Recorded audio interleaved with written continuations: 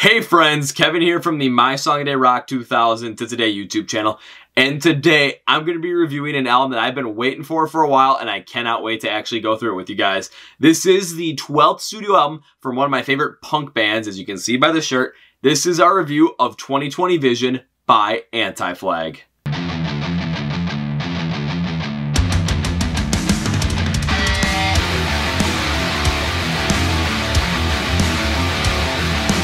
Alrighty, so for those of you who don't know how our album reviews work or just plumb forgot about them, here's how this is going to go. First, I'm going to give you a little bit of a background on AntiFlag so that we're all kind of on the same page and up to the same speed as we go into the review for 2020 Vision.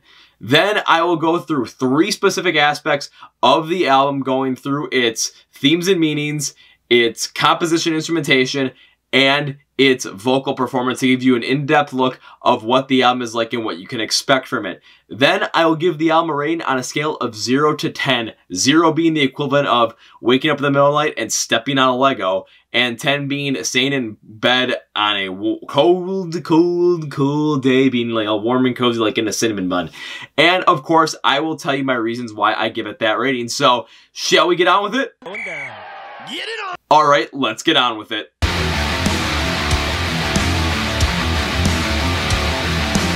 So let's go through a little bit of a background on AntiFlag up to this point so that we're all caught up to speed.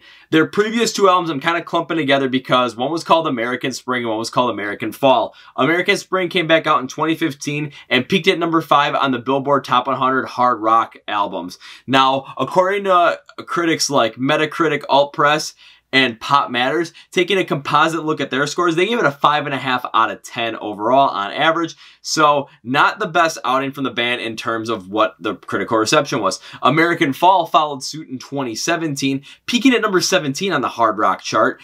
And it had a song in there called The Criminals, which is one of my favorite songs from the band. Now, according to critics such as Metacritic, Exclaim, and Rock Sound, on average they got about a 7 out of 10 on this one. So you could tell American Fall was definitely better than American Spring according to these critics on average. So you can see kind of an upward trend. Now we're going to go into 2020 Vision. And 2020 Vision is something where the band announced that this album is going to be coming out on October 7th, 2019. You can see the album artwork.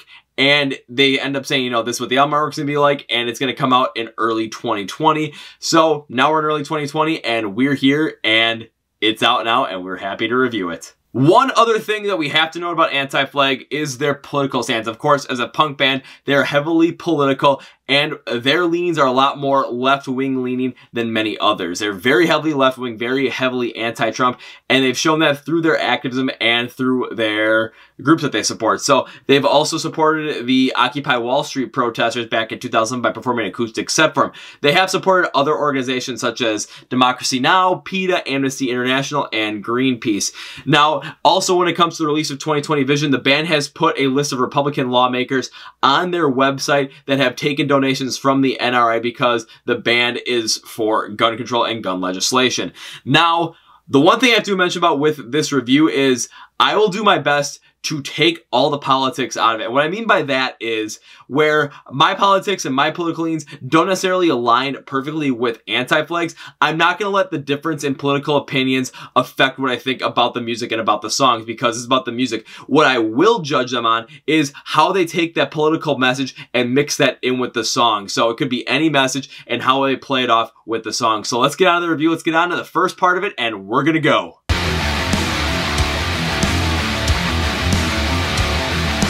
So, of course, we're talking about the meanings and themes of this album. As I spoke earlier in the background, AntiFlag is heavily left-wing inspired and heavily anti-Trump. So you definitely knew that a lot of these things were going to come out in this album, and they did not disappoint with bringing those out. Take a look at a song like Hate Conquers All. I mean, this is a direct shot at President Donald Trump, his rhetoric and his politics. They even include parts of his speeches in the music. Then you take a look at their anti-war stance in a song like It Went Off Like a Bomb, saying, you know, we are not for war, we are not for the destruction of innocent people.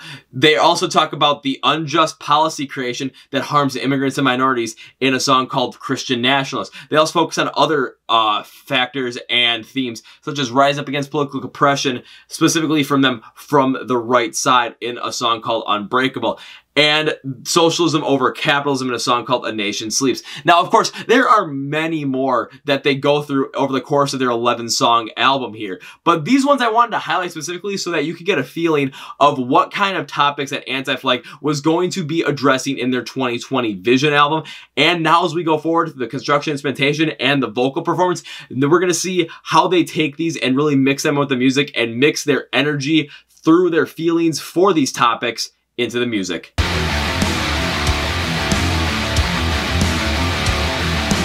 Now we're going to be talking about the composition instrumentation on 2020 Vision. And as I like to look at it, the band divided up into 3 specific styles of punk rock on this album so that you can really get a feel of what they went for. The first is that hardcore punk style, the one where it's going to be loud, aggressive, in your face, and be those anthems for absolute destruction. There are 3 songs that really highlight this. Hate Conquers All is one because they have those power chords all throughout and the chants with the screams. They really put this one in perspective of their feelings towards President Trump. Now, A Nation Sleeps is another one where this is hardcore punk to its core, and this is what I was hoping the band was going to have a lot of, because it starts out slow with these like strings in there, and it ends with them too, which is very interesting to have them start and end with that, but it is just a great punk rock anthem because it's rapid guitar, hard, quick hits, and the drumming follows suit throughout the entire way, and it's just in your face and unrelenting. Now, You Make Me Sick is another one that also goes that hard, but it dials it back and makes it more of like a melodic punk sound, but it still goes hard, it's still in your face, and it's still right there at you. So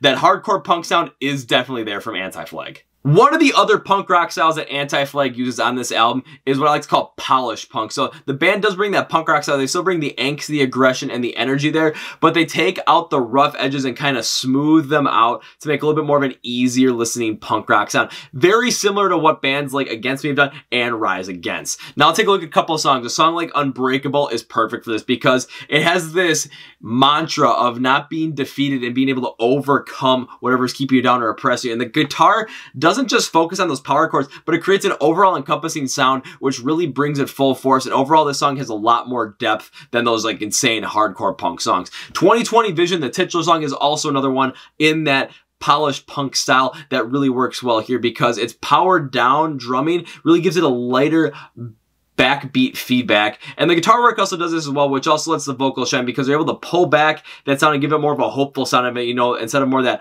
hardcore punk death destruction sound. And it's amplifying the vocals as well because Justin's vocals on this are a lot lighter, which we'll get into a little bit later. The last type of punk sound AntiFlag does on this album is much more experimental punk. So the last 2 songs on this album specifically are where AntiFlag really pulls this together and is very interesting to listen to and see. So take a look at the song Un-American, where they go with that punk sound, but they really dial it back a whole lot. They take this country influence and fusion, similar to, as I put it, the end of the movie Friday Night Lights, the music that you hear during that. It's like they took that and basically took their sound and like, okay, we're gonna make it sound exactly like that. It sounds a lot more like a country sound to it. And when you're talking about the loss of, you know, the American dream, especially this one, that really hits home for a lot of people when they're talking about women, blue-collar workers, minorities. When they're really focusing on that, it really hits home and it really tugs at your heartstrings a lot more than a lot of these other hard songs do. Then Resistance Frequencies, there's one thing I just was amazed with. They experimented with ska music. They went punk ska on this. They brought in the horns. They showed so much more range, and they showed something that, you know, was amazing to the fact that they took this hardcore punk sound, they turned it into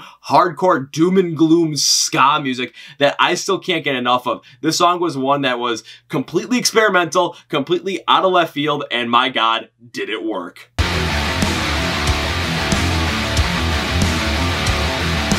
The last piece I'm looking at is the vocal performance on this one specifically, and vocalist Justin Sane, their lead vocalist on this one, I thought did a very well done job on this throughout most of it because he probably hit on a lot of things the band were trying to go to when it came to the topics they're talking about and the anger and the angst and the energy that they had behind him. So let's take a look at some of them. Again, Hate Conquers All. I've been talking about this one a good amount. Justin focuses on a louder, rougher, more chanting style, and it's a lot less clean on this track versus a lot of the other tracks. And I thought it was the right move move because it gets that chant, it gets that angst that you're seeing a lot in the media, and it really focuses in on that and really brings that angst out into the forefront.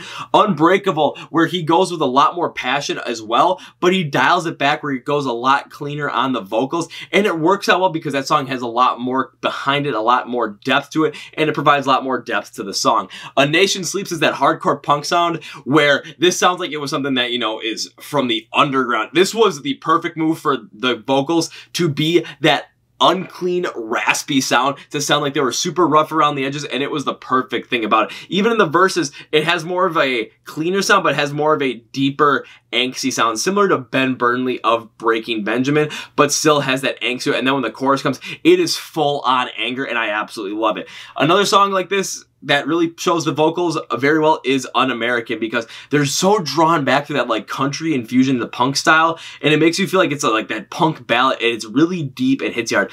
The band also uses a lot of wah-oh-ohs in a lot of these songs, and especially in Un-American, I really like what they did with the wah-oh-ohs as they went along, because there was a song on the album where they used those wah-ohs. I think it was Don't Let the Bastards Get You Down. I think when they used that, the wah-ohs on that one, they used it more as a crutch. This one, they use it more of a like an amplifier. They use it as something that was going to just be smaller in there, but it was going to end up bringing it more out. Similar to Savior by Rising Against at the end of that chorus. And I really did like it. So overall, when it came to the vocal performance, there were a lot of good places on there for you to listen to what they were going to go with. And Justin's vocals really did drive a lot of that emotion. So it was a good move to have Justin do a lot of the things that he did.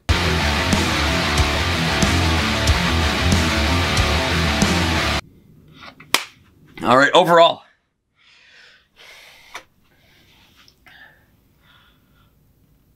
All right, now it's time to give my overall rating on 2020 Vision by AntiFlag. And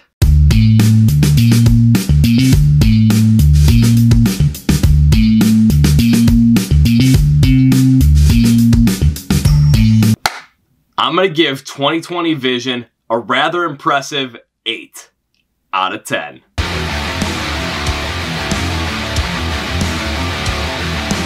So I gave AntiFlag an 8 out of 10 on their album 2020 Vision. Let's take a look at the topics that I really liked about this album that really worked well. And one of those is the use of their political energy and mindset and nature to really create a lot of great hardcore punk tracks. Now, the band has been consistently left-leaning ever since they started, and they took a lot of those feelings, especially in a world where President Trump is the president, and they took a lot of that emotion, anger, energy, and put in their songs, and I absolutely love the fact they did that with Hate Conquers All, with just this blatant chant style right up against the president. Well, it went off like a bomb. Sounded like it could have been right off of the For Blood and Empire album, which I absolutely love. So I'm like, this is perfect. A Nation Sleeps is that insane hardcore punk song that I was waiting for, and You Make Me Sick is that more hardcore punk song that has that melodic sound to it, which is just a great mixture.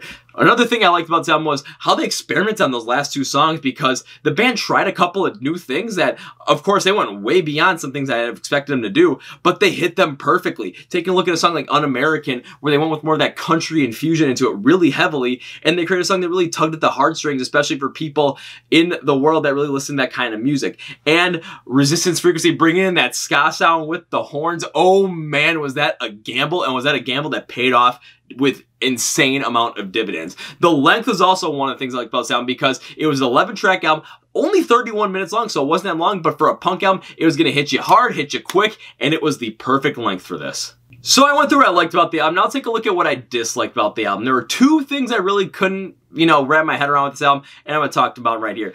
The one is the fact that I thought they were going to have Chris #2, their bassist, end up being the lead vocalist on one of these songs. Very similar to like It Is the End on the For Blood and Empire album, which is probably AntiFlag's most popular song. I thought they're going to bring him in and have him lead vocals on at least one track to really create something that was going to be a little bit different than what they had done. However, that didn't come out. They may have tried something with that, and it was going to be a 12th track on the album, but they may have decided to cut that out and say, you know what we have right now at the 11 is better than when we include the 12. I don't know. Who knows? But whatever it is, if they create a deluxe edition that's on there, then we'll know. But I kind of wish I would have seen something from him on there as well. The one thing I wasn't a big fan of was songs 3 through 7. So this is the middle of the album. I really didn't like how they kind of went with more of that polished punk style because they really were more drawn back overall. And the reason I didn't like this is because you had this hardcore punk sound in the first two, then it was more polished, and then it went back to the hardcore punk and experimental. So that middle of the album really felt like, you know, some of that angst and that anger and that passion was just a little bit, you know, not as hard as the rest of it. However, the one thing I will say about this is if that middle wasn't there, maybe the beginning and the end of the album would be nowhere near as good. You never know. I do like a good amount of songs in the middle, especially Unbreakable, which is my favorite single off the album. But then you get into like a song like, you know, I'm hearing Hey Conquers All, it went off like about A Nation Sleeps and You Make Me Sick. Like I'm really a big fan of all these songs, and this kind of middle of the album, maybe it enhanced them. I'm not sure if, you know, if you replace it with something else, but after I listened to it a couple of times, I'm like, the middle of the album is definitely where it's not its strongest. It's good, but it's just not as strong as the beginning and the end.